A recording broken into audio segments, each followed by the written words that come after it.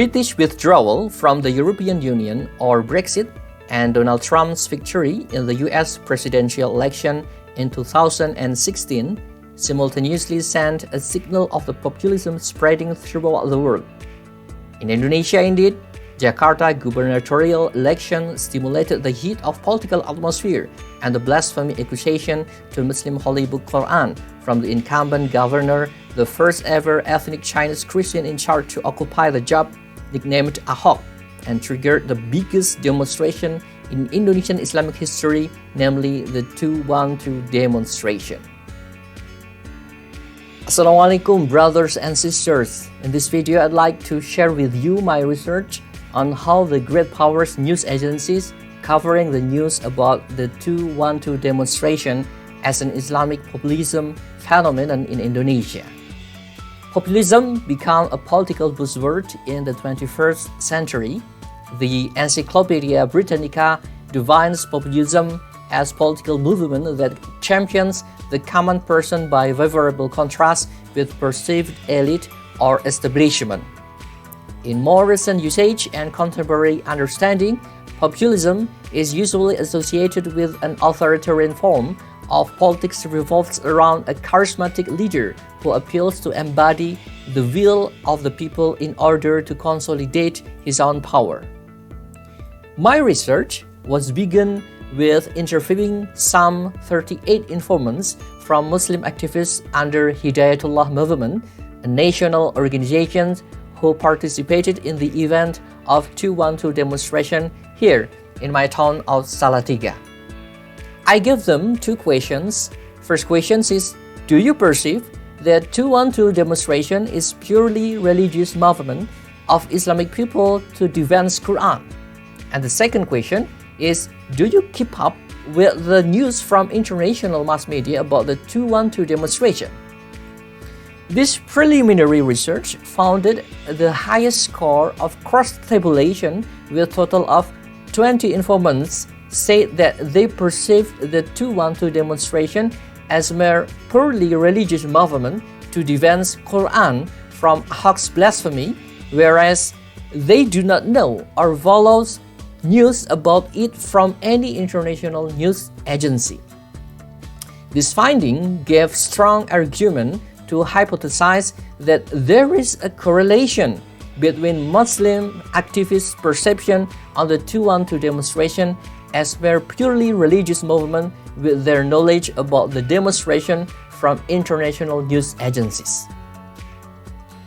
This research comprehends further study with some concepts that have been developed qualitatively.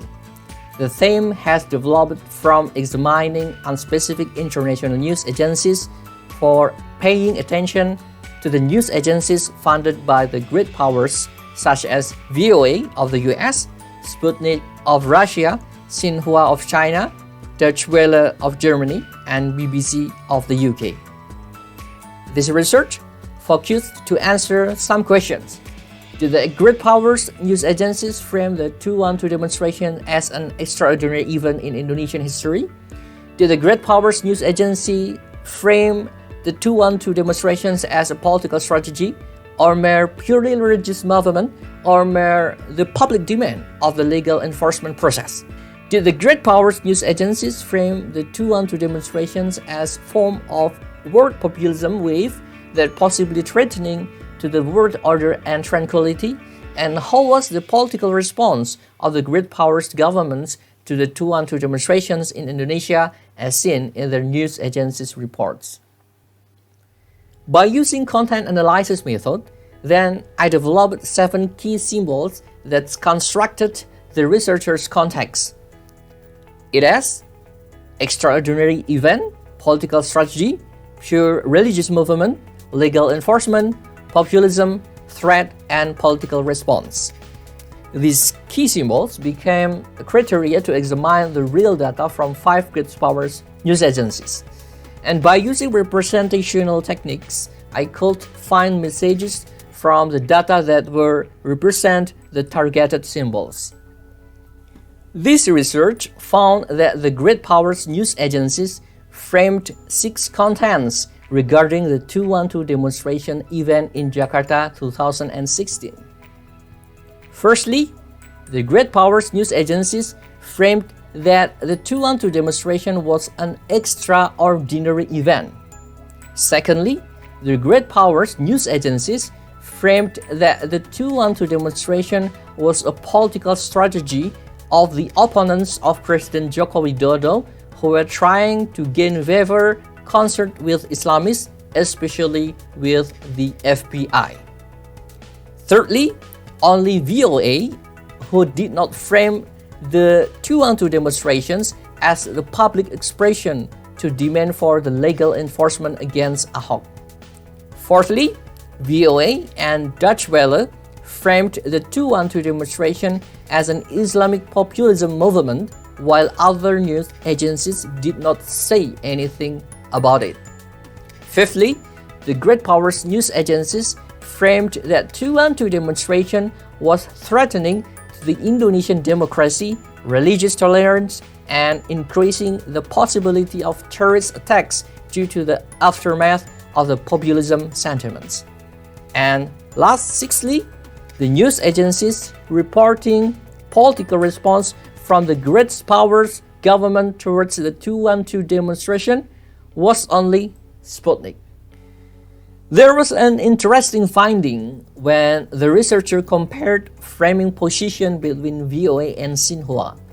Xinhua seemed to be more emphasized on legal enforcement aspects of Ahok's blasphemy case. Xinhua's position tended to avoid internal political dynamic of Indonesian people, although they had already known that the 212 demonstration had raised anti-China sentiment within Indonesian society. Xinhua, as news agencies representing the Chinese government agenda, was trying to maintain harmonic relationship with Indonesian government, which was in the peak of close relationship between them. It was said, good walls make good neighbors. Both VOA and Deutsche Welle framed the 212 demonstration as an Islamic populism movement. To measure populism as divisive movement, Deutsche Welle covered President Joko Widodo worried about non-conducive situation in the aftermath of Ahok's blasphemy case. Jokowi said, "Don't let our different political choices divide us. Let's maintain our unity." And to measure the 212 demonstration as populist movement, which was champions the common person by favorable contrast to perceived elite, VOA revealed FBI operation to Luar Batang residents in April 2016. FBI exploited popular support from 1,000 evicted residents of Luar Batang by set up charity operation. As mentioned earlier, the preliminary research resulted a hypothesis that there was a correlation between Muslim activists' perception on the 212 demonstration as mere purely religious movement with their knowledge about the demonstration from international news agencies. However, from the data obtained in this research, there was strong evidence that all Greatpowers news agencies were not considered the 212 demonstration as purely religious movement. Surprisingly, none of the Greatpowers news agencies that explained the 212 demonstration as mere purely religious movement. This research confirmed that Muslim activists' perception on the 212 demonstration as mere purely religious movement should be evaluated critically. For more, they exposed to news coverages upon the demonstration from many international news agencies, they will be more understand the reality of the phenomenon from a wider perspective objectively. As Allah subhanahu wa ta'ala said in Qur'an, Surah Al-Hujurat, verse 6, يا أيها الذين آمنوا إن جاءكم فاسق بنبأ فتبينوا أن تصيبوا قوما بجهالة فتصبحوا على ما فعلتم نادمين. O ye who believe, if a wicked person comes to you with any news, ascertain the truth, lest ye harm people unwittingly and afterwards become full of repentance for what ye have done. Thank you. Assalamualaikum warahmatullahi wabarakatuh.